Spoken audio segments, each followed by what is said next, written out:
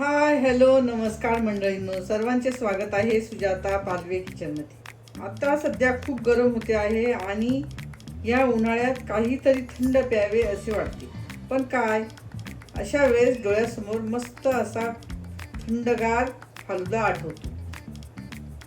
यात सब्जा व शेवळ्या टाकून आपण करणार आहोत व या शेवळ्या ह्या घरीच बनवणार आहोत व मिल्कही घरीच बनवणार आहोत। सर्व काही घरच्या साहित्यात अगदी पोटाला गारवा देणारा व जिभेची चव वाढविणारा असा फालुदा आपण घरीच करणार आहोत। तर चला बघूया त्याचे साहित्य। आता फालुदा बनवण्यासाठी आपल्याला ह्या सर्व गोष्टी आपल्याला लागणार आहेत। त्यासाठी आपण हे अर्धा लिटर दूध घेतलेलं आहे, त्याचबरोबर इथे हे रोज सिरप घेतलेला आहे, त्याचबरोबर आपण 1 चमचा आपण सब्जा बी आपण भिजवून घेतलेले आहे।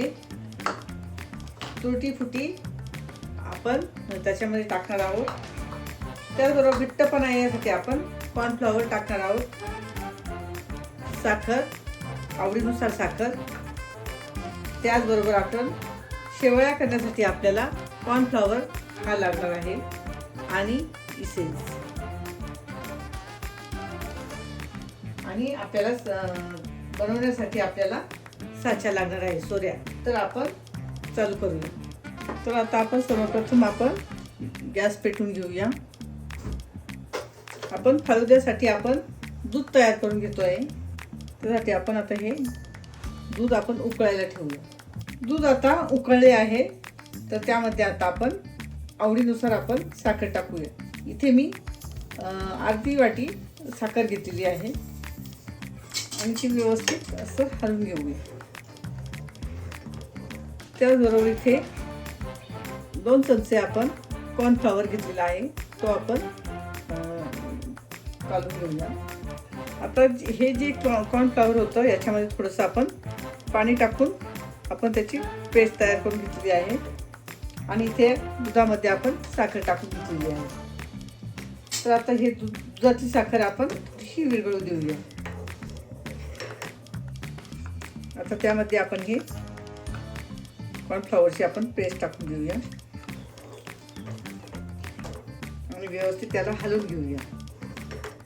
कॉर्नफ्लॉवर आता शिजलं पाहिजे म्हणून आपण त्याला एक पोळी आणून घेऊया आणि गॅस बंद करूया। 2-1 मिनिटं आता हे थोडं शिजू देऊया।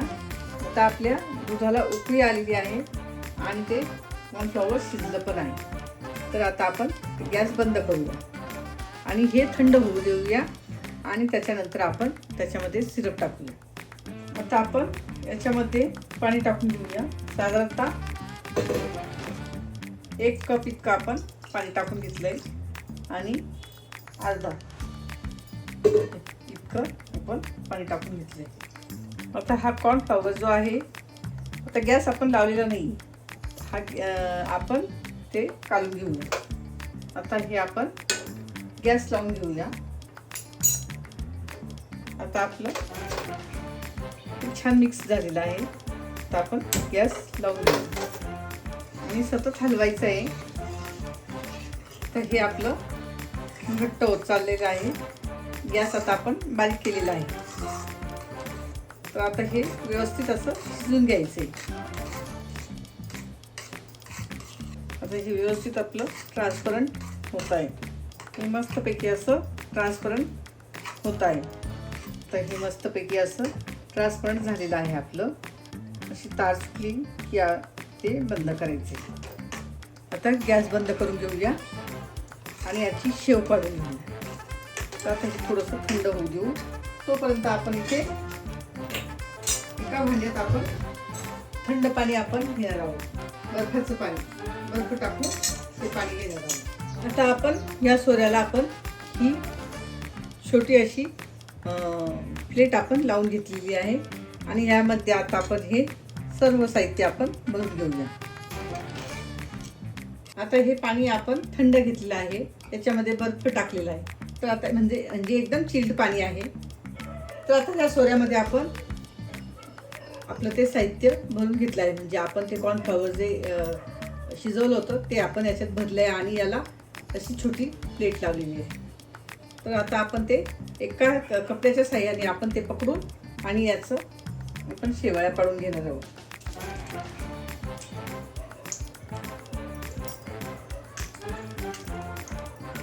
आता आपण त्या शेवाळ्या करून घेतल्या होत्या त्या झालेल्या आहे. हे पहा, त्या अशा पद्धतीने आपल्या तयार झालेल्या आहेत. आता आपण हे साईडला ठेवू देऊ आणि आता असेंबल करण्याचं आपण पाहून घेऊ. आता आपलं हे दूध आपण थंड करून घेतलेलं आहे. तर आता आपण त्याच्यामध्ये व्हॅनिला इसेन्स टाकूया.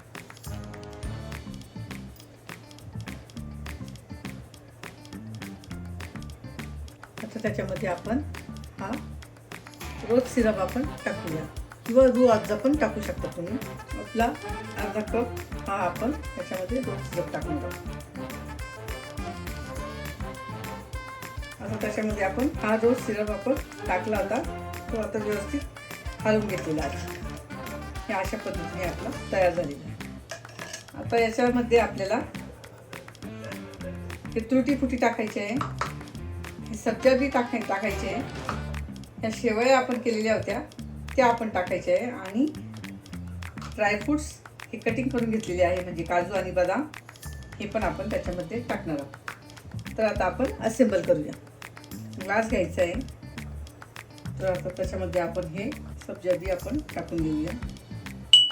त्याचबरोबर आपण इथे या शेवळ्या करून घेतलेल्या आहे ते आपण याच्यामध्ये टाकून घेऊ. फुटी रोज सिरप टाकायचं आहे आता आपल्याला त्याच्यामध्ये. त्याचबरोबर हे मिल्क आपण तयार केलेलं होतं ते आपण त्याच्यामध्ये टाकून घेऊया. त्याचबरोबर आपण याच्यामध्ये काजू बदाम हे सुद्धा आपण टाकून घेऊ. अशा प्रकारे आपला हा सुंदर फालुदा तयार झालेला आहे. आता हे सर्व साहित्य आपण या मिल्कमध्ये पण टाकून सर्व करू शकतो किंवा अशा पद्धतीने पण आपण सर्व करूया. तर आता आपण हे सगळं साहित्य आपण याच्यामध्ये टाकून घेऊ. अशा प्रकारे आपला फालुदा तयार झालेला आहे. अतिशय सुंदर आणि साधी सोपी रेसिपी आहे. करण्यास जरी अवघड वाटत असली तरी पण ही करण्यास सोपी आहे. त्याचबरोबर आपण सगळे साहित्य आपण याच्यामध्ये टाकून दिलेले आहे. तसं पण सर्व करू शकतो किंवा अशा पद्धतीने आपण सर्व करू शकतो. आता रेसिपी जर तुम्हाला आवडली असेल, धन्यवाद.